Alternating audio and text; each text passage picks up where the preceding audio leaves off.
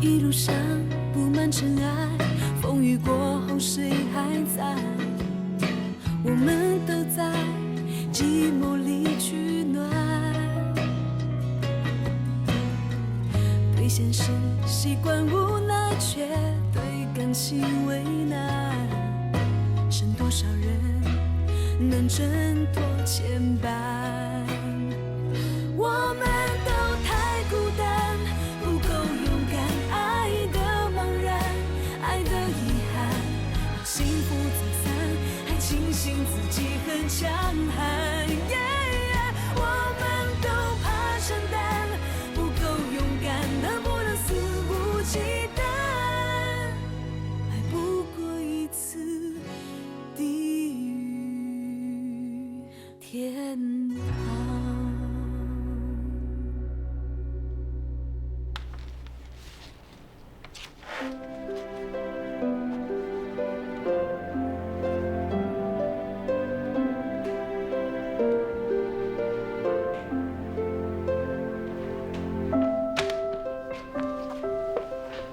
嗨，警卫认得我是新任的法律顾问，所以我不是闯进来的。我不是奇怪这个，我是奇怪你怎么会在这里啊？我是在想，可能你还没吃饭，所以就……我是还没有吃饭，不过……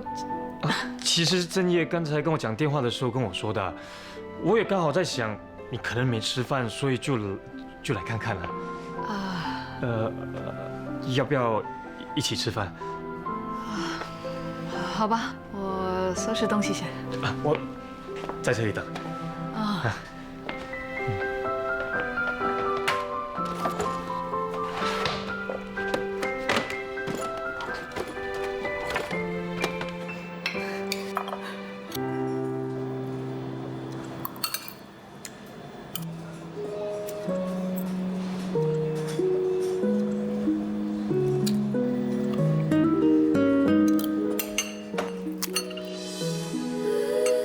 吓到你了？没有啊。对不起啊，因为我从小我没有吃东西，所以我管不了这么多。哦，你没有吓到我，我反而觉得这样很好啊。很多女神在男生的面前都很矜持，做什么事都照顾自己的形象，小心翼翼的，很做作。你这样很真，我喜欢。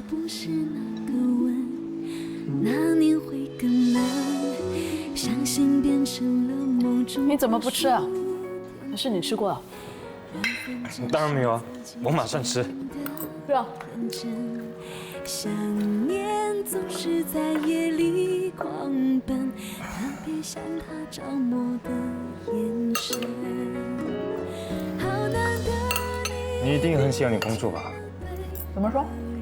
人通常只会为了喜欢的事情而废寝忘食啊。其实我是今天才发现，我这么爱跑社会新闻。那为什么你之前都在做一些时尚生活节目，不做社会新闻啊？以你的能力，应该没问题的。那你也一定很爱你的工作，你要不然不会废寝忘食，跟我一样到现在才吃。我是很喜欢我工作，可是我是很少忘记吃饭的。其实刚才，其实今天比较不一样。吃吧，吃吧。可是世人也是平凡人，好难得你遇见了对的人，难得你很认真，不想太多，区分不顾身，好难得你爱上了对的人，可惜他不是你的可能，好难得我们遇见了对的人，难得好几辈子的好运才有机会完成，好难得我们爱上了对的人，就算他不是到最后的人，也祝他更勇敢，爱别人。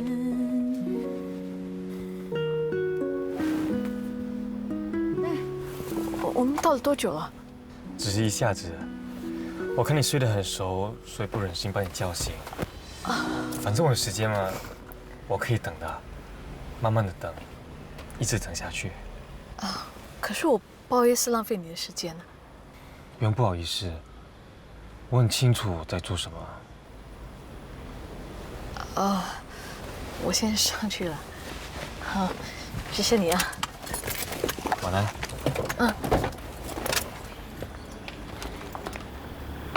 拜拜。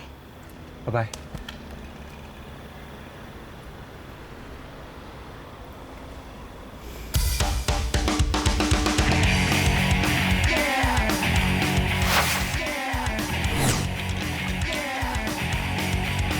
走。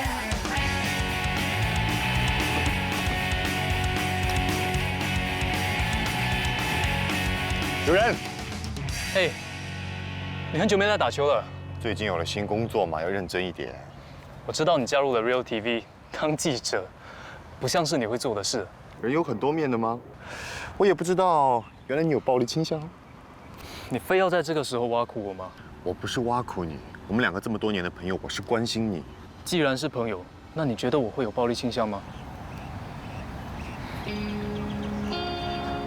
我和嘉乐有一次吵架，我很生气，摔了个花瓶，不小心把他弄伤。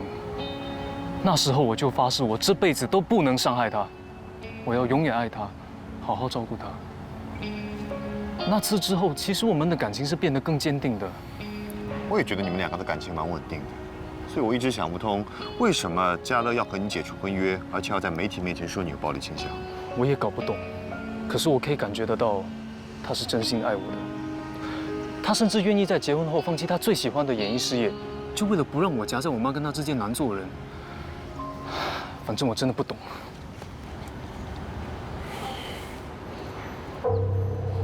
有人，有人。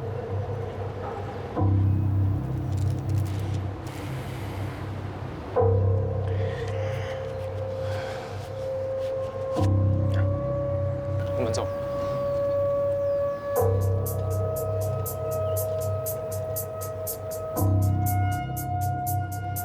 你一个人 OK 吗？你放心，我没事。你先走吧，接个电话。你自己小心。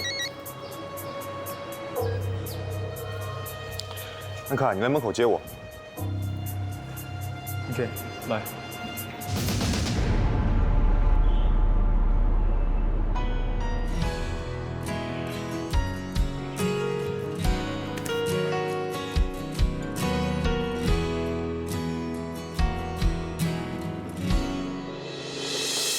我们都太孤单，不够勇敢，爱的茫然，爱的遗憾，让幸福走散，还庆幸自己很强悍。我们都怕承担，谢谢你。不够勇敢，能不能肆无忌惮？对不起。不过一次地狱天堂。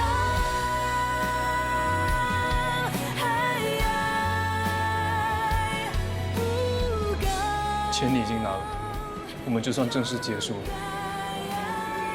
你以后不要再来找我了。我们都太孤单，不够勇敢，爱的茫然，爱的遗憾，让幸福走散，还庆幸自己很强悍。我们都怕承担，不够勇敢，能不能肆无忌惮？不过一次地狱天堂。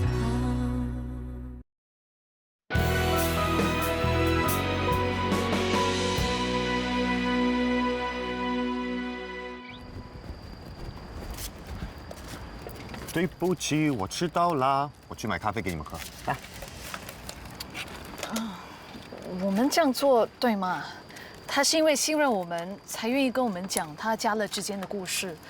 我们这样做，是不是在背叛他对我们的信任啊？我们不是心理医生，听他诉苦就算了。对我们来说，有价值的新闻才是最重要。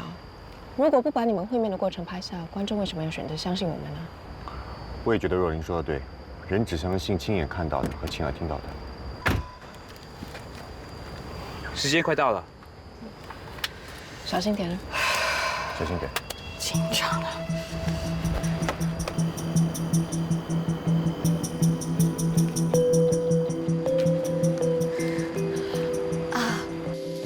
你是张维文先生吗？你好，我是 Real TV 的刘妍芝。你在电话里说你和嘉乐是男女朋友关系，可不可以告诉我你们是怎么认识的？哦，如果你不想说，我不会逼你的。没关系，我告诉你，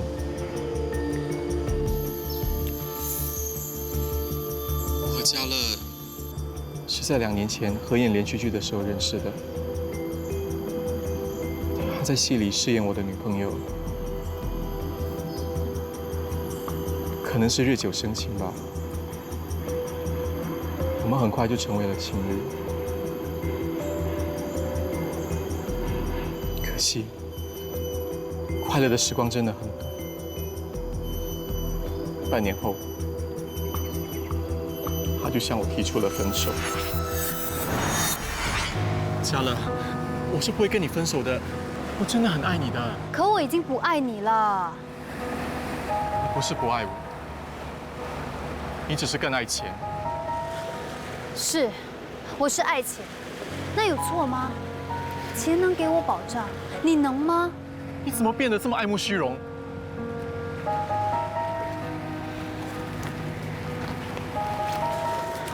这里有3000块，就当做是分手费好了。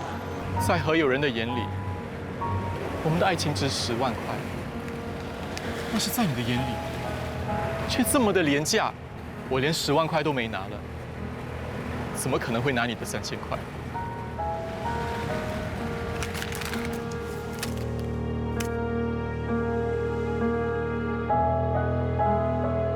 何有人曾经给我10万，要我离开嘉乐，但是我不为所动。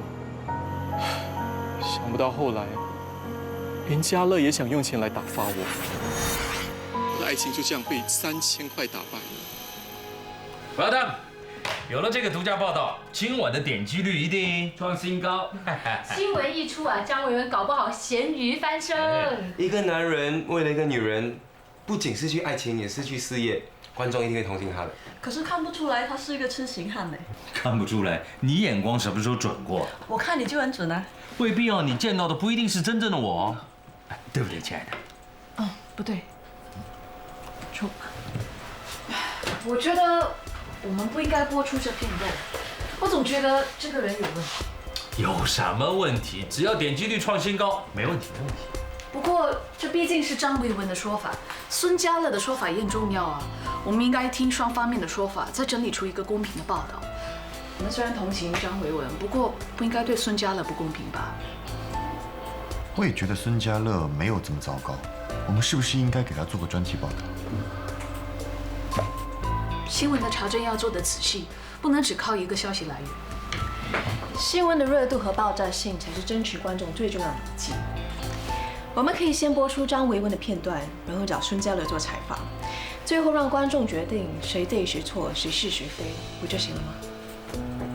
应该可以吧。可是我还是觉得，欧阳，你的决定。哦 ，I believe in you， 照原定计划播。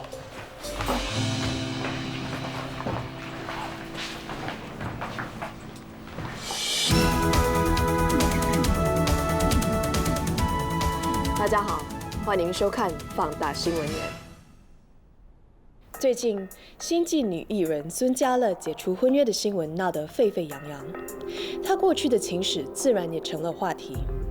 我们放大新闻眼独家取得了孙嘉乐前男友张维文的真心剖白。何有人曾经给我10万，要我离开嘉乐，但是我不为所动。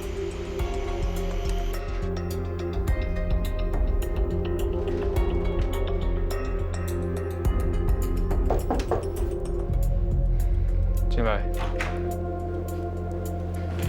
爸，什么事？你应该也看了新闻吧？我看你还是休息一阵子比较好，等事情过了再回来上班。楼下那群狗仔整天在公司外面站岗，也不好看。对不起。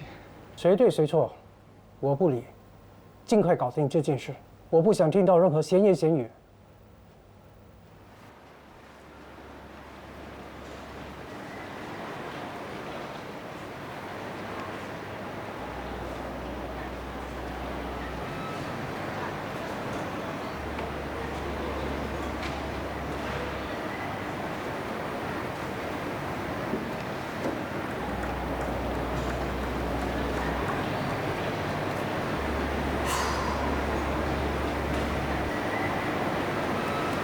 喂，对不起，我不是故意的。你还在为刚才那件事情生气是吧？哎呀，你这个人真的是太小气了。小气好过你没骨气啊！我是没骨气，可是我也是迫于无奈嘛。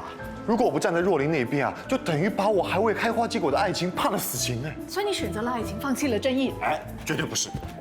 我是选择了爱情，但是我从来没有放弃正义。正义只不过是绕圈远路，最终还是会抵达的。我希望真的会抵达。除非我们放弃不找寻真相，要不然正义一定会抵达的。好，如果不抵达，下次用热咖啡喷你。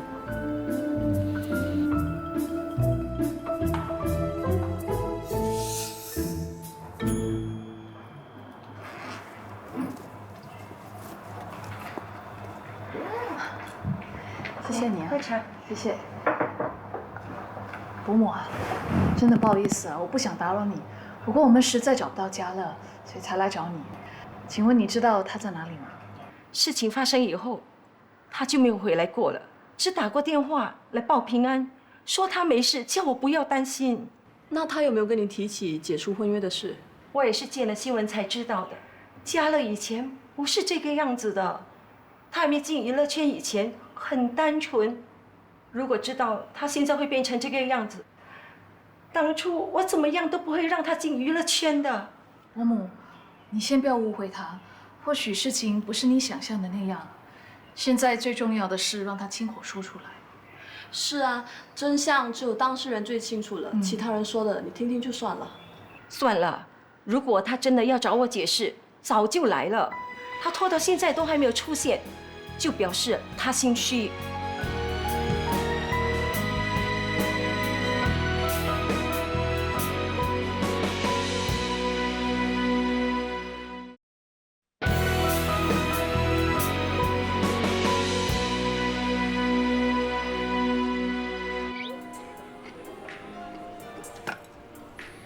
谢谢。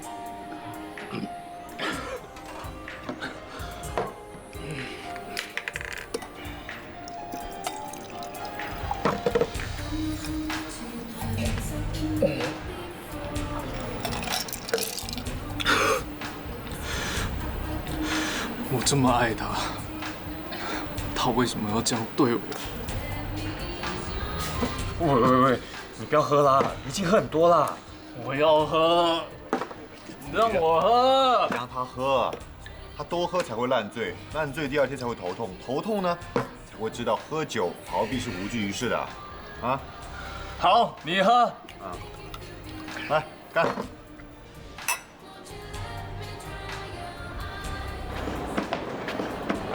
王先生，王先生，可以吗？王先生，王先生，还是他喝醉了，他喝醉了。先生，注意去啊！你失去了暴力倾向了。不要问他，他已经醉了，他已经醉了。为什么喝这么醉啊？喂，我带他走。来，何先生已经醉了，但是他有话让我带给大家。喂，后主，喂，我帮你吧。谢谢。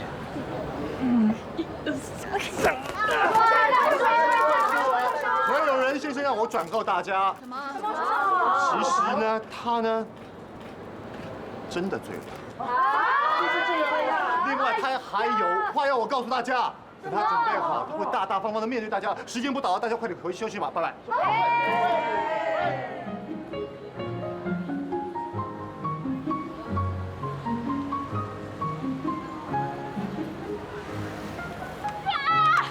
约了还有人，为什么不通知我啊？你害得我头发这么乱。我干嘛要告诉你啊？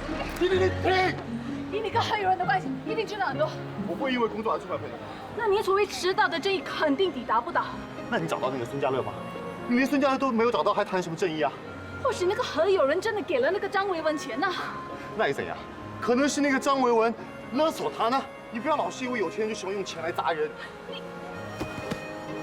拿过来！我叫你放手啊！哎，你能不能听我？放手！你放手！你那么去抢我大手！不是的，不好意思，误会了。他是我爸爸，他是我儿子。我爸爸他患有老人痴呆症初期，病情时好时坏。病情复发的时候，他会离家出走。他已经出来很多天了，我们好不容易才找到他的。对不起啊，误会你们了。对不起。没关系，我们回家吧。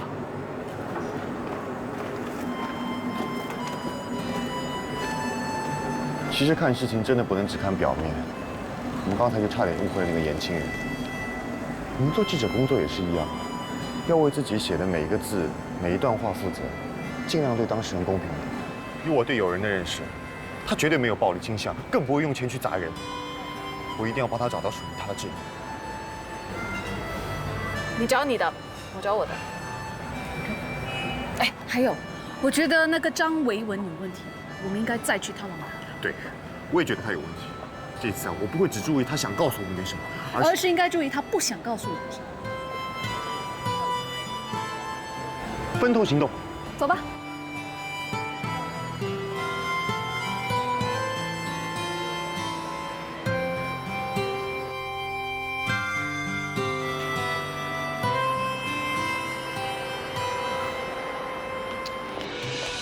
幸好你们还没有出发。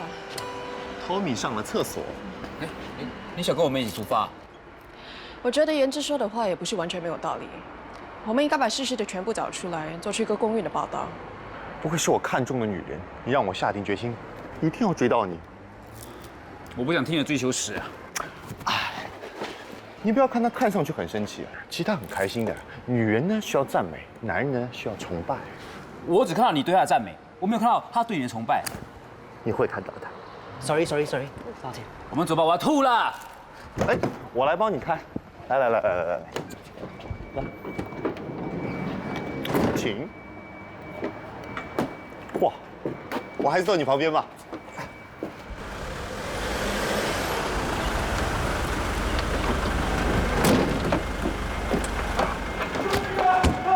喂，你们干嘛？快！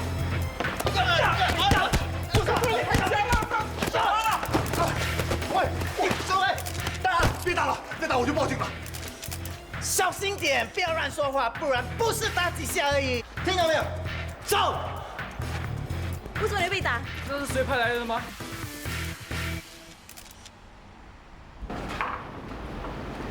是吧？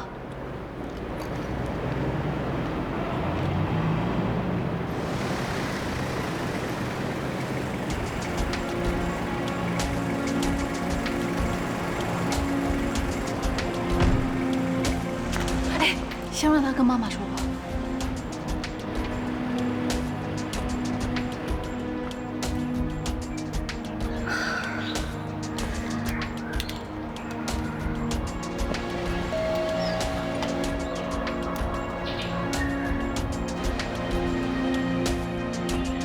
妈，我是嘉乐啊，你开门好不好？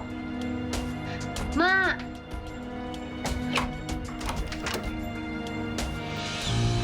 妈，你回来干什么？这里不欢迎你。妈，你就先开门让我进去好不好？我没有你这种贪慕虚荣的女儿，你走。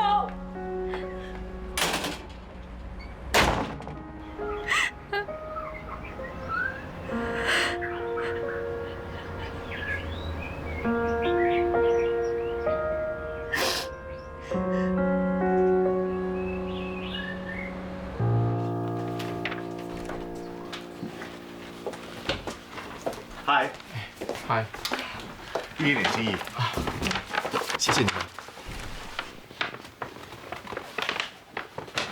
真的很荣幸啊，当家主播居然来看我。你还好吧？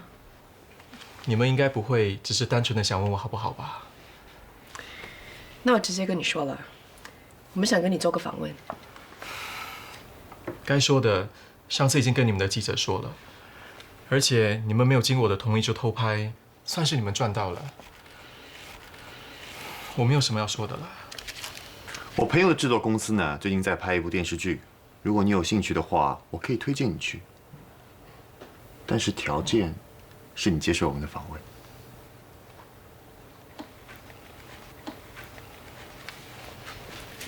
好，我接受你们的访问。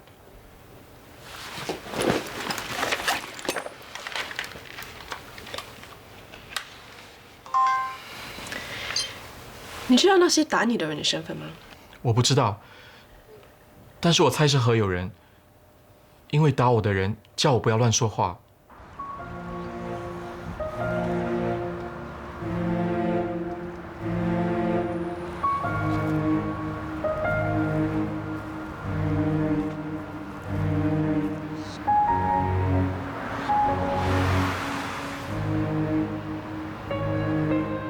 他该不会是要做傻事吧？他看起来有点精神恍惚。啊！惨蛋！不要！你没事吧？啊！你疯了你！你刚刚那样很危险的。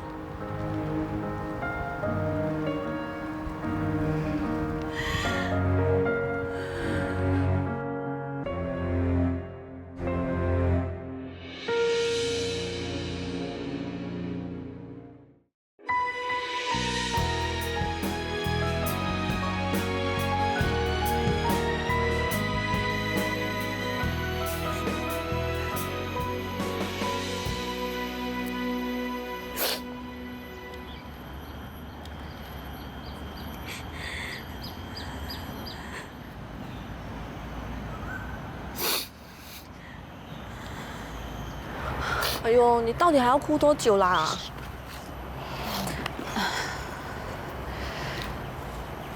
直觉告诉我，你对何友仁的感情是真的，你并不想伤害他。不过，如果你什么都不说，让他继续被人指指点点，只会对他造成更大的伤害的。如果你真的在乎他的话，白些说出来。那才是真的爱他。其实有人根本就没有暴力倾向。我之所以这么说，都是张维文逼我的。你为什么要听他的？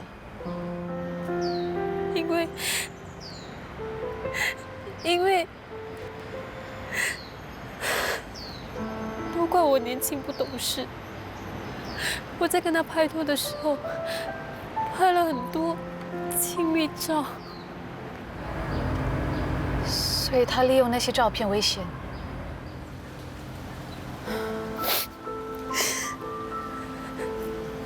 就在我跟友仁订婚的3个月后，突然有一天，张维文找上我。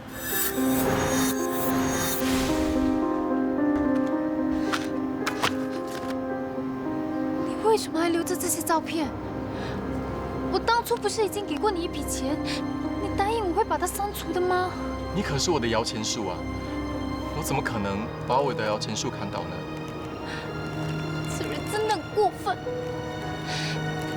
我还有更过分的，我要50万。你不给我的话，我就把这些照片寄给何友仁。你想想看，他看了照片之后会有什么样的反应呢？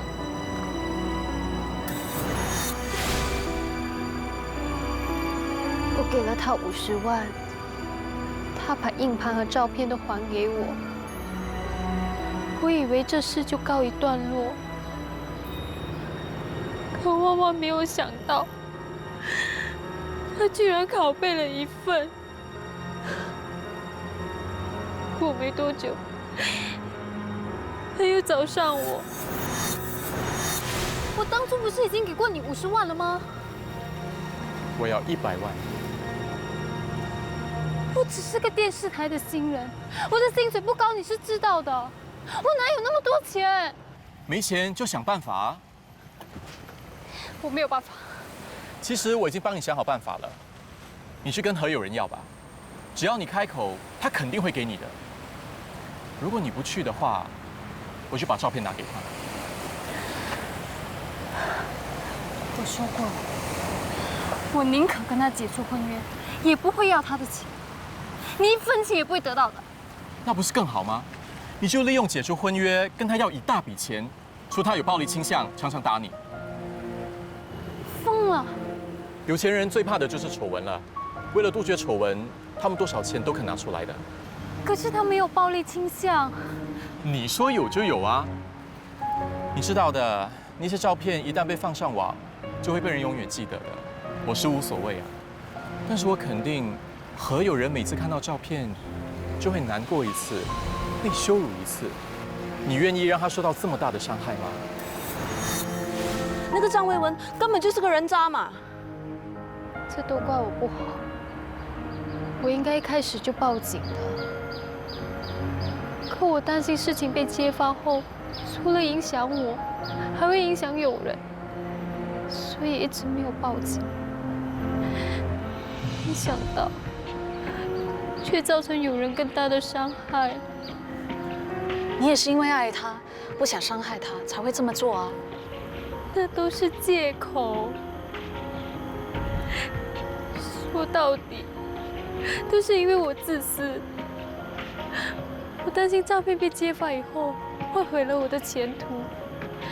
我担心有人不再爱我。我担心我会失去我手中的一切。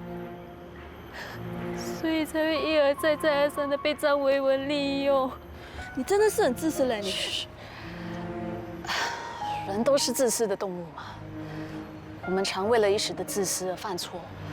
不过只要你愿意，还是可以停止错误的。其实我有个办法，只是看你愿不愿意。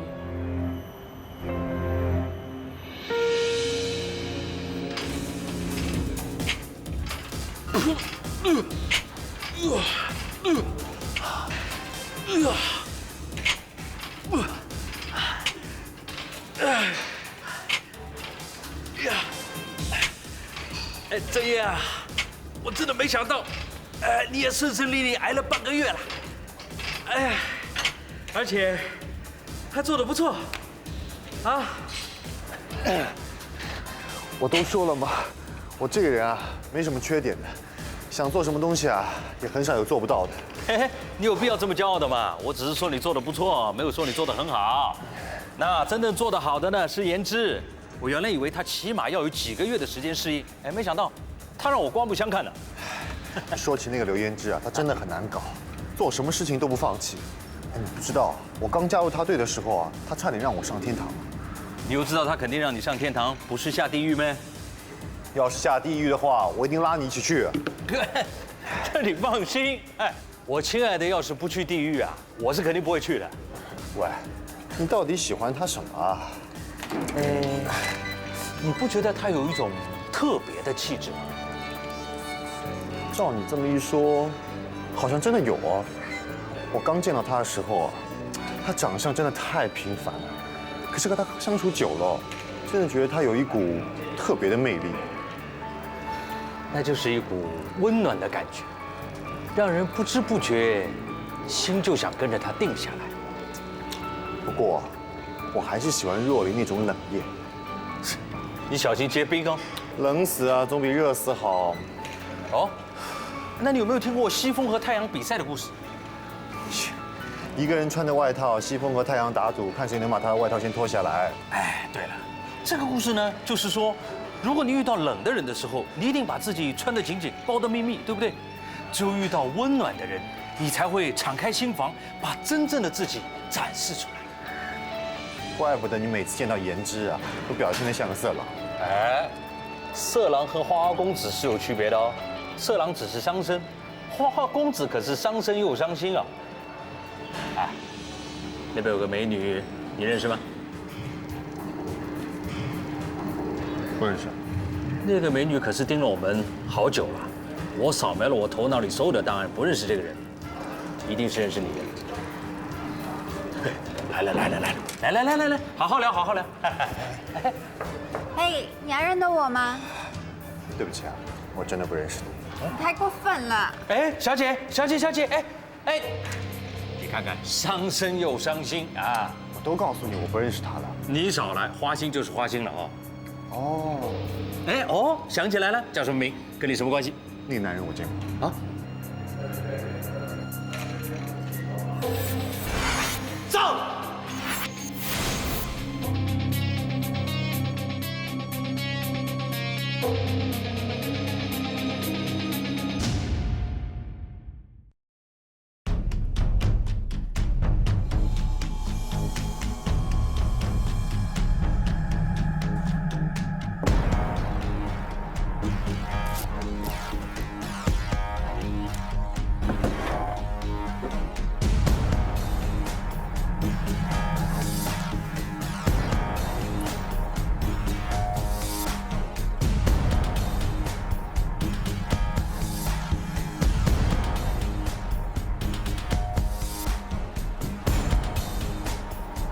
收到了没有？收到了，很清楚。有人来了。嘿，哎，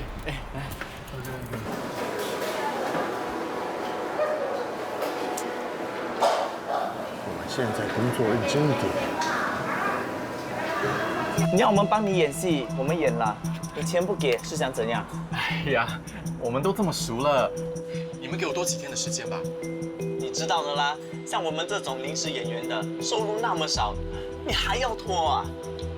其实我不是不给钱，只是我现在没钱了。哎，我没看过像你那么惨的明星耶，欠大龙一屁股的债，还欠我们这些临时演员的钱。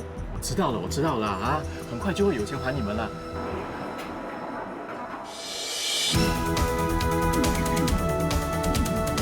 最近这个星期闹得满城风雨的孙家乐、何有人和张维文之间的三角关系峰回路转，有了新的进展。一直以来，大众认为的受害者张维文，居然才是整件事情的加害者。他因为烂赌而欠下了大耳窿庞大的赌债。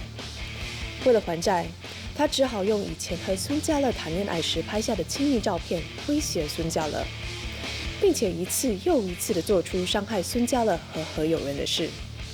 以下就是我们放大新闻点为大家做的整理报道。他就用我们以前拍的亲密照来威胁我。其实他不止威胁过我一次，他曾经跟我拿过50万，后来又说要100万，我实在没有那么多钱给他，所以他就叫我造假新闻，说有人打我。而张维文也因为勒索他人钱财、欺诈等罪名，被警方抓回警局接受盘问。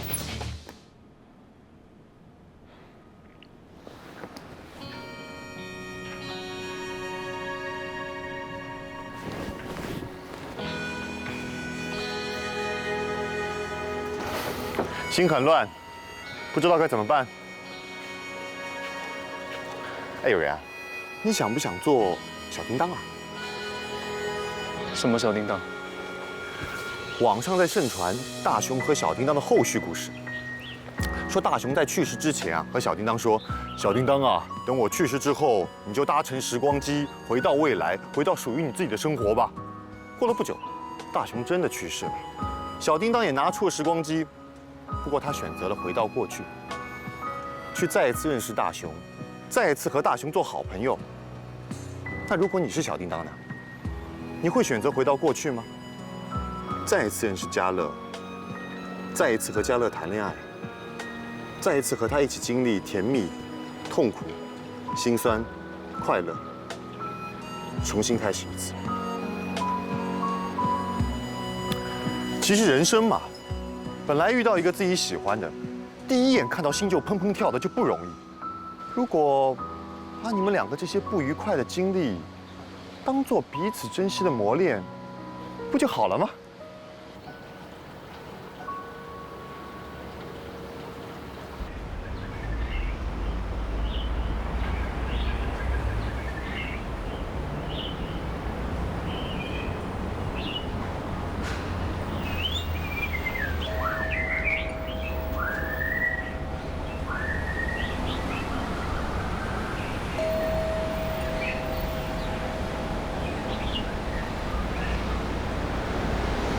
算了吧。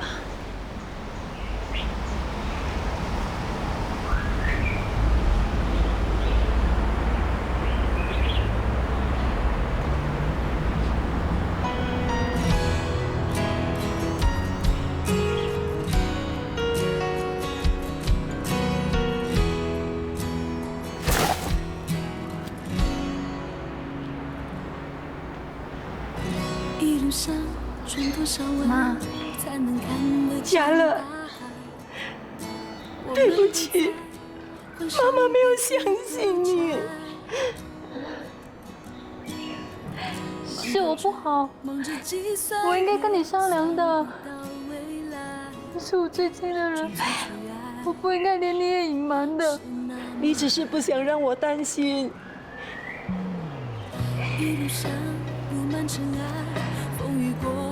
可是我却伤透了你的心。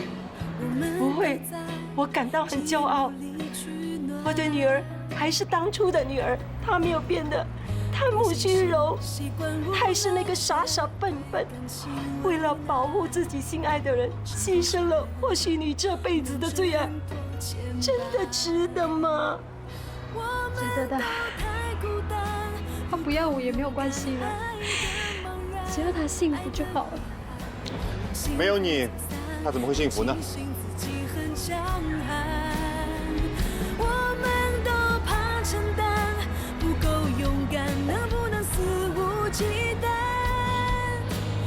我决定要当小叮当，跟你再来一次。可是我做了那么多过分的事，因为我没有给你足够的安全感，你才没有向我求救。因为我从来没有让你觉得我对你的爱到底有多坚定，所以你才不敢把你的过去坦白地告诉我。你觉得我一定会轻易地放弃，所以我们两个人都有错。对不起，让你一个人度过这么痛苦的时候。是我不好，我让你难过了。我们以后一定要更珍惜彼此。我们都怕承担，不够勇敢，能不能肆无忌惮？爱不过一次地狱天堂。看来我不能叫你不务正业了。你还挺有2把刷子呢。我何止有2把刷子，我明明有20把，好不好？有些时候啊，我真的要感谢老天爷，我怎么会这么聪明？我想当你的女朋友的一定很辛苦。哇，你是吃不到我这个顶级葡萄才说我是酸的吧？你没吃饭呢，脚软了。我记得有两性专家曾经说过，有10种男人不能爱，你就是其中一种自恋的男人，爱自己多过爱对方，所以当你的女朋友的一定爱得很辛苦。那你就错了，我只要把我的女朋友当做我自己一样来爱，不就行了？我聪明吧？啊？看来有时候一个人的外表跟他的内心是成正比的，不像张维文以弱者的形象去欺骗大家。所以我们都被骗了喽。亲眼所见的未必是事实。我也上了一堂宝贵的课，看起来像弱者的不一定是弱者，有钱人也不一定欺人太甚。所以我就说嘛，这和钱根本没有关系，最主要是人的本身。哎，你以后不要有那么强的仇富心态，老是针对我。我根本没有，我是对你这个人有意见，你的本质有问题。那我一定会向你证明我的本质的，要你不再针对我。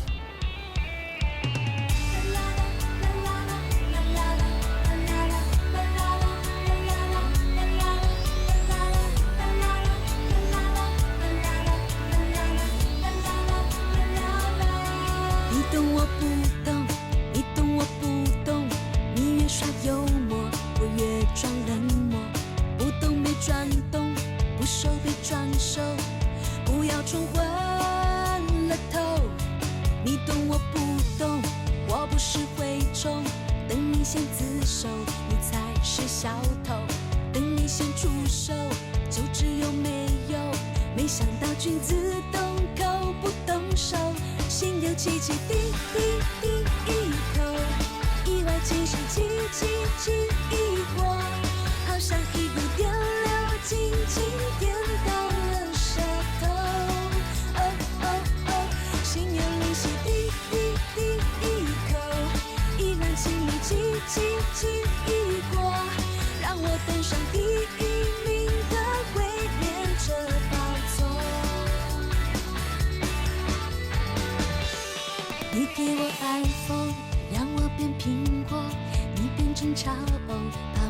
片天堂。